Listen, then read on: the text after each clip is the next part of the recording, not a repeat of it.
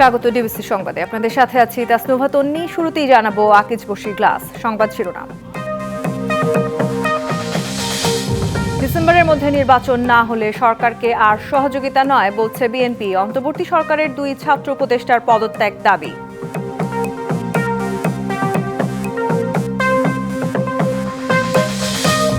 Mayor পদে শপথে বাধা কাটল বিএনপি নেতা ইশরাক হোসেনের। 48 ঘন্টার জন্য আন্দোলন স্থগিতের ঘোষণা, সমর্থকদের আনন্দ উচ্ছ্বাস।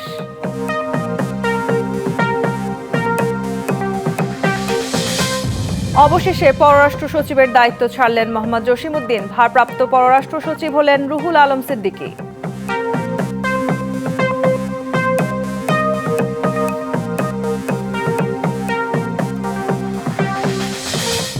আসামি গ্রেপ্তারে ক্ষমতা পেল আন্তর্জাতিক অপরাধ ট্রাইব্যুনাল, প্রজ্ঞাপন জারি।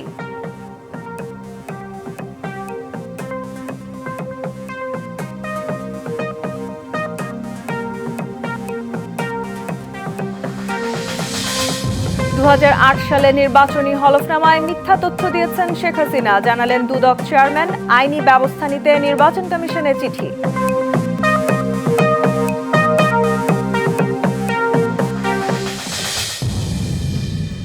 এখনই ভাগ হচ্ছে না এনবিআর। অধ্যাদেশ সংশোধনের আগ পর্যন্ত আগের মতোই চলবে কার্যক্রম। আন্দোলন চালিয়ে যাওয়ার ঘোষণা কর্মকর্তাদের।